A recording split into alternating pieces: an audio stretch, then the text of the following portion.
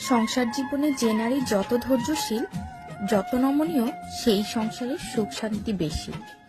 নিজের শখের জিনিসটা না পেয়ে মানিয়ে নিতে কষ্ট হবে, প্রিয়জনের থেকে কথার আঘাত অনেক বেশি কষ্ট হবে।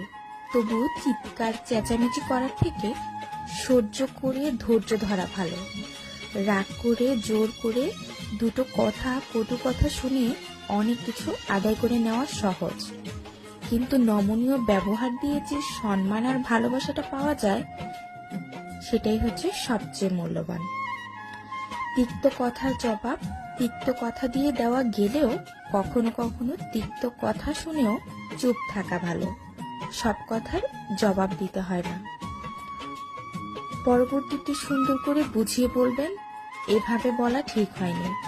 কখনোই দুজনে উত্তেজিত হয়ে একে অপরের কথার আঘাতে প্রতিযোগিতা